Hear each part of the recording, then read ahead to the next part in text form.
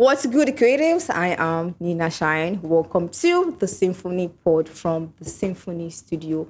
In the house today, we have a very interesting and intriguing individual. Not only is this person an animator, but an illustrator, a comic book artist. Guess what? This person is also a fine script writer. Ladies and gentlemen, make welcome with me to the show, Mr. Uzo. Hi. Hello. I thought you said you were going to drop your mic and clap. Ta-da! Should I bow? I bow. Bow no? Nah, time passed. Welcome to the show. Thank you. It's an honor to sit beside you today. It's an honor to be here. Oh, the knowledgeable one in the human form.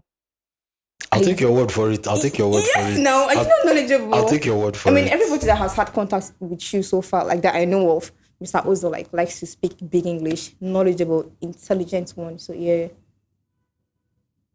Thank you. Thanks for the compliment. You're welcome. So let's dive in. You know this whole thing of exposure without payment, yeah? Yes. That's something freelancers has like, if it's like the right word to use is in pidgin, say freelancers don't see shege in terms of exposure. True. Yeah. So what's your insights concerning that? Yeah, and then I would really appreciate you to tell me and the audience, obviously, the perks of functioning in a studio comparing to working as a freelancer. That's a nice question. I feel like I have a very experienced perspective about this because I freelanced for a couple of years before I joined the studio where I'm at now. What do you mean, like couple of years? Like a big deal. Couple of years. Not really, no. Especially considering that it wasn't in one role, it was in several roles. So yeah. So it adds up a bit after a while. But what I will say is working as a freelancer can get lonely. Especially if you are responsible for the entire pipeline of the project, production of the project. So a typical example would be you are serving as storyboarder, you're serving as animator, you're serving as compositor, colorist. You know, the burnout that comes with being responsible for all of that is real. So you find yourself being exhausted after handling one project. Also, most times the pay isn't commensurate to the amount of work you have to do on a project. So there's usually like a fixed price they offer that doesn't take into consideration all the different aspects of the production that you have to go through to achieve that. So it gets lonely. It gets stressful. It gets really stressful. But with a studio, because there's several members of a team, the division of labor helps you pace yourself when you are working. And then also, you don't have to carry the entire responsibility for every aspect of the project on yourself. So there's you quickly get feedback from your teammates, for example. When you divide up the labor in a team, one person can be responsible for one aspect of the production pipeline. So one person can handle storyboarding, another person can handle roughs, another person can handle cleanup, another person can handle compositing. That way, because you are micro-focused, you can channel all your energies into doing the thing you are doing as best as you can. So you don't have to trade off time or effort or energy because you know that, you're just in the first lap of a marathon, so you don't want to exhaust yourself in the storyboarding phase as a freelancer. So when you're in a team or when you're part of a team, you can give your all to what you are doing. And that helps your output, fantastic. The quality of your output. Beautiful. You've made use of the word pipeline 3 to 4 times now. Yes. I might have an understanding, but then like the audience, some might not really know. I mean, the layman would not know what the word pipeline in this context means. Can you clarify? Yes, it's pretty straightforward. It's just from the start of a project to the end of a project, there's several phases, phasing and duration, where the amount of time it takes and then the particular aspect of the production. So like I said, at the start of a project, you do storyboards. First of all, you write a script or you get a script. Then you do storyboards off of that script. then you develop the roughs from your storyboard or your animatic from your storyboard. Then you do cleanup on the roughs you've already done. Then you color. Then you do compositing. So everything from the scripting phase to the final output is what's called a pipeline. Pipeline. Quick one. I made mention of the word knowledgeable. Knowledgeable. He's very knowledgeable. So please get your pen, barrel, and paper and your books because it's going to be spitting a lot of gems. Maybe not, I should just... not like gems that you like gem, like gem, GEM, okay? Maybe I should just open a university like somebody we know. Like somebody we know that just opened a university. Take me for free. Nah, you have to pay. You have to pay. You have to pay. Stop this thing, scholarship. I'll spread the word though. Like now you are pitching me exposure. Now this is exposure over growth. It's okay, no problem. So what made you choose to function in the studio rather, say to yourself as a lone freelancer? Like I said before, freelancing can get lonely. And also the potential for growth when you are freelancing is there's sort of a cap on your ability to grow when you are freelancing. Precisely because you're hopping from project to project so that you can make up you can pay your bills. Yeah. So there's little to no time where you feel secure enough to take, say, a month or 2 months to develop an aspect of your skill that you feel is lacking. That with the studio setup, that takes a lot of that load off of you.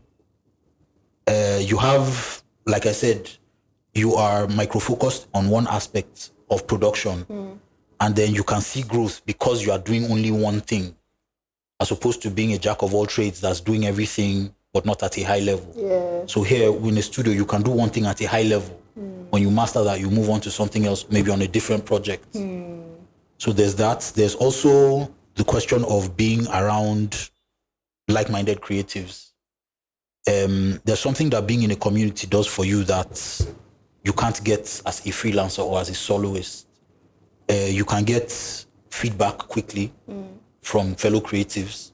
And you know that it is informed feedback because they are in the same field of work as you, as opposed to when you are a freelancer and then you have to ask maybe people around you for feedback, or even worse, ask the client you are working for feedback. You can't trust any of the feedback you get in these scenarios, but when you are in a studio and you're amongst people who have the same skill level or more, their skill level is higher than yours, you can be sure that the feedback you're getting is honest and is informed. Yeah. And then that's to help push your growth. So I want to, not speaking down on anybody, because you can decide to, share or show your work to a sibling, for them to give you, to criticize your work or feedback. But then the sibling you're giving your work to does not have an idea how your work, operates in the world of animation. Exactly. So tell them to ensure the person they're giving their work to see is well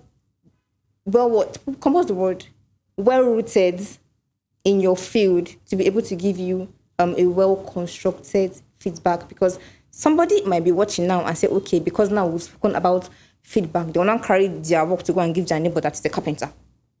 All right, people, you heard it. Don't give a carpenter your work to critique. Make sure you find an informed creative like you. Yeah. Do you feel like your role is truly seen and valued where you function? I would say yes. I would say yes. I like how bold your yes is. I would say yes. And very much so too, because if you've ever had the experience of working either freelance or working in studios where they are not team focused, you will notice that, for example, as a freelancer, you have the NDA experience, the non-disclosure agreement experience, where before a project starts, you have to sign a non-disclosure agreement not to talk about the project. Every time? Most times. As a freelancer, most times. Not to talk about the project, not to post anything about the project, or not to even cite the project in your portfolio or your CV. What? Yes. So that leaves you with money in your account, but no growth, no visibility. So, and also there's studios as well where they hog all the glory. Yeah. So they are the corporate entity, and they are first and foremost the ones who receive all the accolades when a project is put out. So they don't credit their team members. They don't, when, for example, the project wins an award or gets some sort of recognition, the corporate body, is front and center to receive that accolade or that admission or that award. But in the studio where I'm at now, that's not the case. In fact, it's the complete opposite. You are credited in bold letters. In bold letters when the project drops. Wow. And if the project ever garners any award or any kind of accolades, they make sure that the team member or team members that were responsible for creating it are the ones on stage in the spotlight receiving their due recognition. And it goes a long way to help team morale. Your CV grows with every project you work on in this studio. Wow. That's beautiful and thoughtful. It is a great motivation. It is. Money is good though, but then, wow, that's beautiful. Speaking of money, beyond the financial, should I call it gift? See, I'm referring to your salary. Do I refer as beyond the financial gift?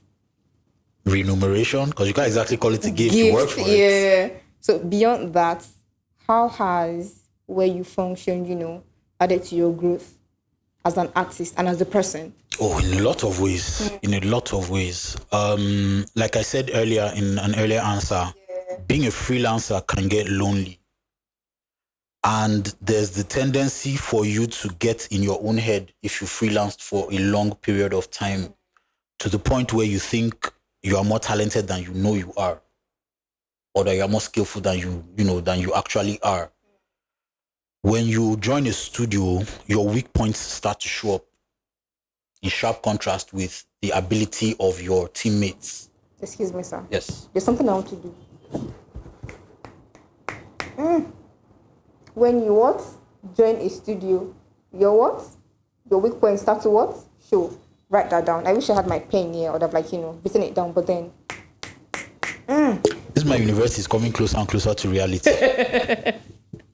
So when you work in a studio, especially when it's a studio where your team members are of either the same level of skill as you or even higher, that forces you to level up quickly because you don't want to be the weak link in whatever project you guys are working on. Yeah. So you have to bring your A game, and then feedback is fast. So, well, for example, as contrasted to when, for example, you are a freelancer, feedback can either come from yourself, which you can't trust, or from your client, which you also can't trust because your aim as a creative and their aim as a producer can conflict sometimes, can clash.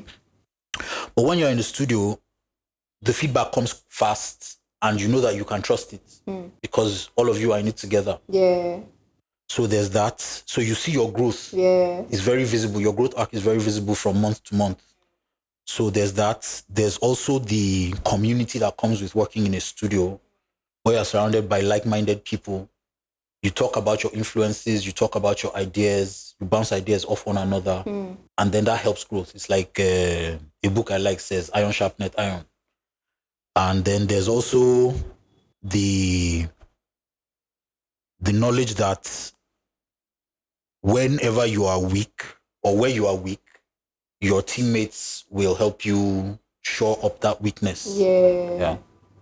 You can't fall short completely. You can't even fall short because you have there's hands there to hold you up. like the bedrock, to just catch you. It's like you made mention of something that caught my attention to. Saying, study to show yourself approved. Yeah. From that book I love, Abby. No. This is from the Bible. That's the same book I was talking about. From the Word of God. That's a lie. So it's from the Word of God. It says, study to show thyself what? Approved. Yes. So like me now, enrolling in your university, I would want to study to show myself approved. You also want to study to pass? Yeah, yes, no. It says, would you consider being part of the structured team you have now, does it add to boosting your creative works and your confidence in the art industry? Obviously.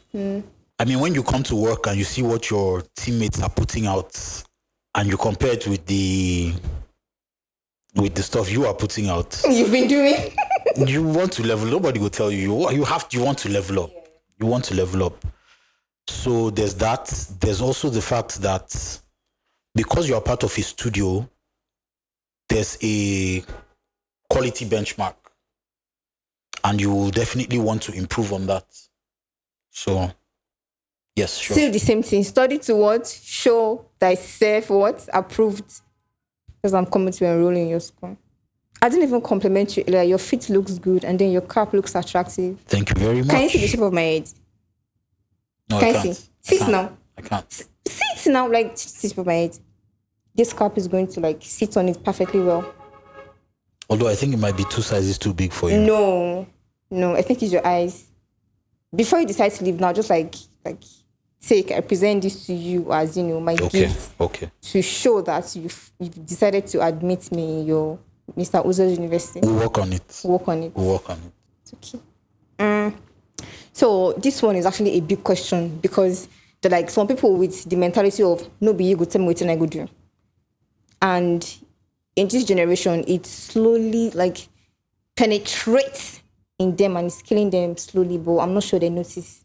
Like, so don't have that idea, like, no be me, like, no be you go tell me what I go do. That's enough reason for you to give me the cap. Give me the cap. So there are creatives that are bent on, freelance or nothing. Freelance or nothing. Because they might have the idea of this is how I function at home. If I decide to go function in a studio, they won't treat me this way. I would not have, the time to rest. I won't have the time to feed. This is me in my house. I can work from wherever I want to. I don't have to show up at the office by a particular time and leave. And you're telling me I just have like a certain hour of break? Why? Do I have to come to work Monday, Tuesday, Wednesday, Thursday, Friday when I can just come Monday, Wednesday, Friday? Thank you, sir. Help me finish my work. Yes. I assume there's a question somewhere there. Those people that are bent on those kind of ideas, what would you tell them to change their mind? Not necessarily change their mind, but functioning in a studio is beautiful. Like you made mention earlier, community, yes. Freelancing is lone. Yes. Like so lonely. Yes. So say you want them to function in a studio, what would you tell them? Or how would you successfully drag them into the comfortable space of a studio that has a beautiful community in it? I would say, first of all, freelancing isn't a bad thing. We're not demonizing freelancing. No, we're not. It's just for you to successfully freelance, there's a certain set of skills that you need to have, both technical and non-technical. Yeah. And the best place to learn those skills is in a studio. It's like the difference between someone who is homeschooled and someone who went to like a proper school. The social graces that you would get, because people don't just go to a normal school just for the education. Yeah. They get to interact with their peers as well. They get to learn social skills. They get to learn emotional skills. So things like that are what make the studio experience invaluable, at least I think. So say, for example, you're a freelancer. Because you don't have to deal with anybody else within the production pipeline, you tend to be short-tempered, you tend to be impatient. But when you work in a studio, because you're working with other individuals, you have to take their own situations into consideration. True. So you're less selfish, you're less self-centered. You learn social skills, you learn how to communicate with people without rubbing them the wrong way.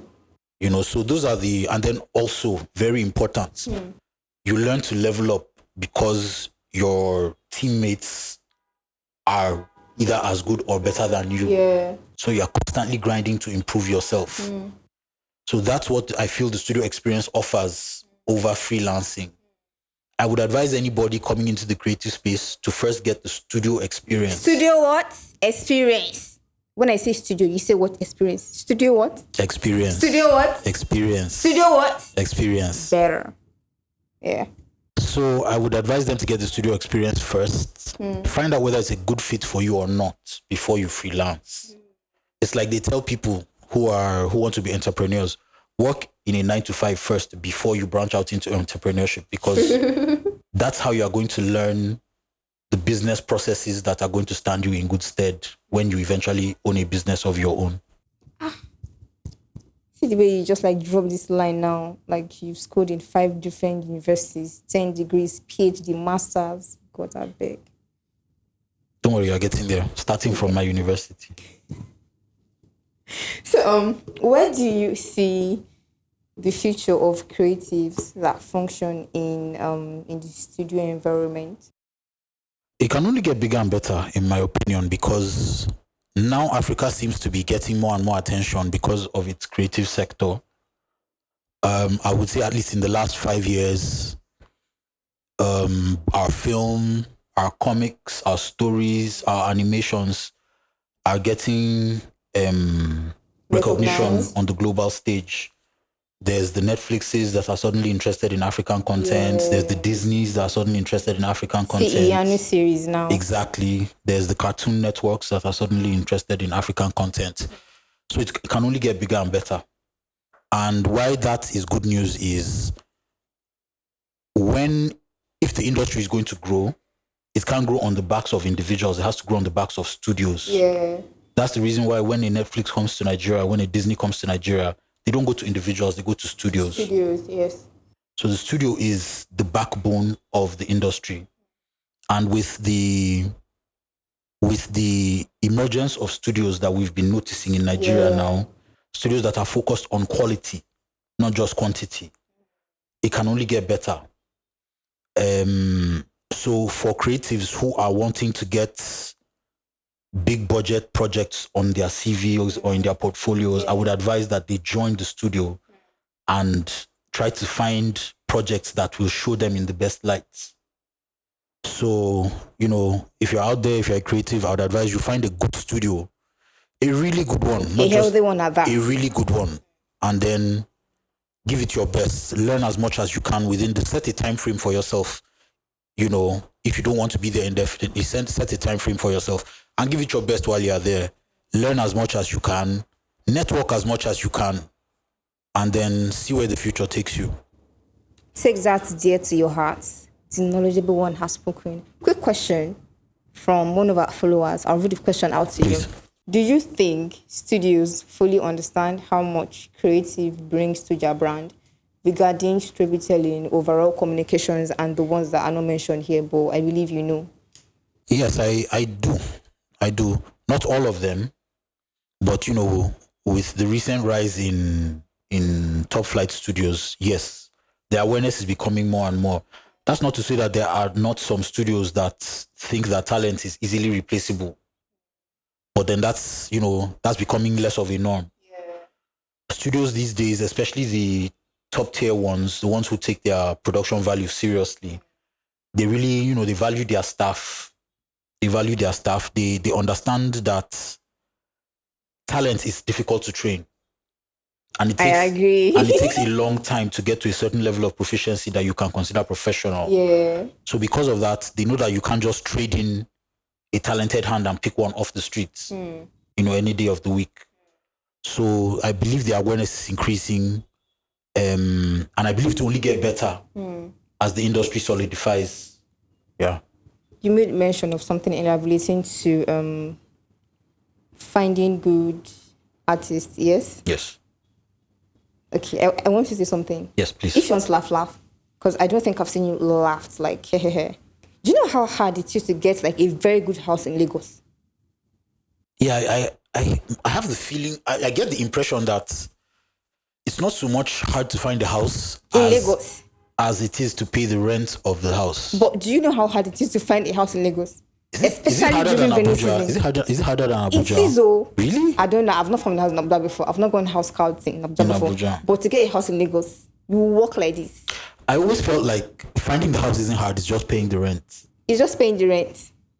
At least I felt so. This your university, I go like fully attend now. But it's very hard though. From Really? what I've heard and seen on social media so far, like it's very hard. You can't trust everything you see on I social know, media. but then it's very hard. That's like if you do have a good artist that function in your studio and you let it go, you can't just be walking by the roadside and then and like just pick one up. it's very hard. Just like I was one of an influencer I follow online was narrating his ordeal of how he got his house after 6 months of searching. That's a house. That's a house, so like a house. And talent is a lot harder to find than a house. Okay. A word is enough for the what? For the wise. Hungry. I thought that's how the proverb. I thought that's like how the proverb You're went. the one, like the owner of the university, whatsoever you say, like leaning to learn more. Exactly. You're learning fast. You're learning fast. You do well. You do well. So the other one says, if you could tell studios one real way to better support their creatives, what will it be? That's the question from the follower, like one real way. But then, because I'm the one asking the question, you can tell her one, or you can tell us several, 15 to 20. I mean, you're the university owner here.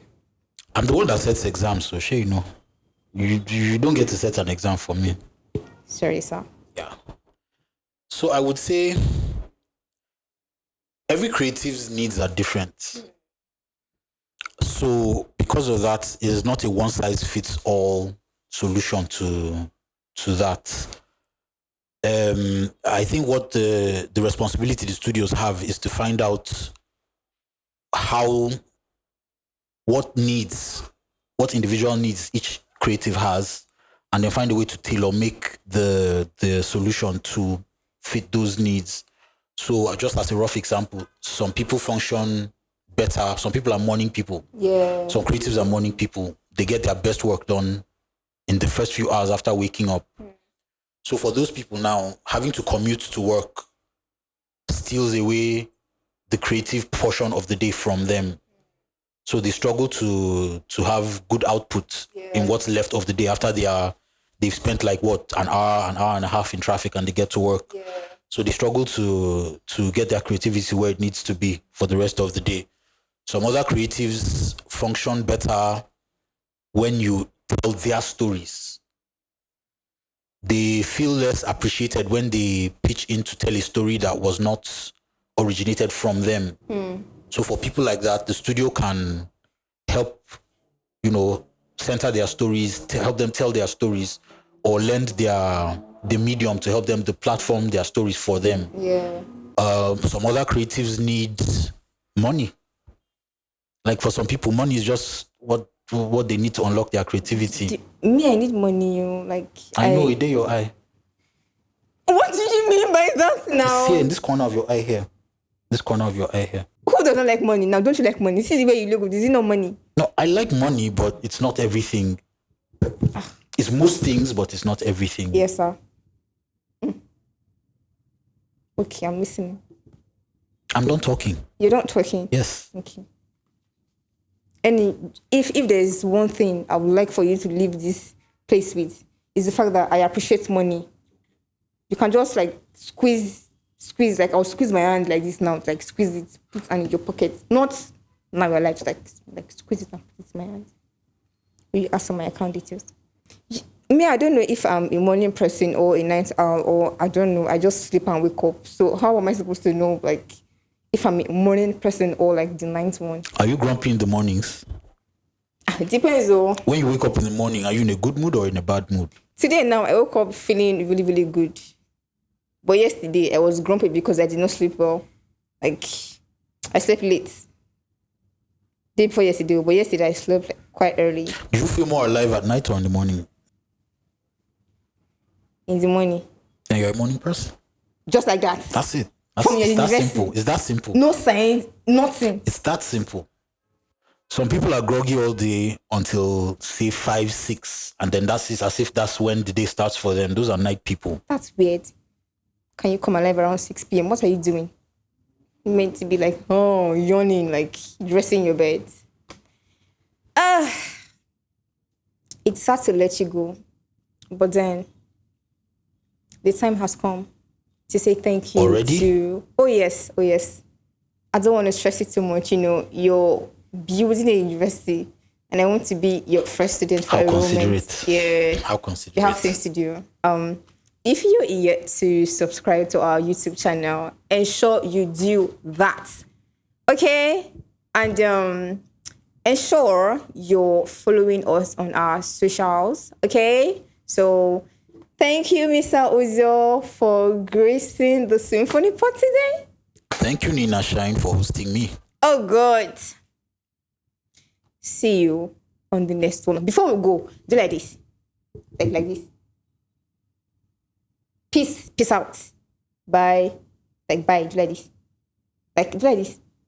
Bye. See you on the next one, guys. Bye, guys.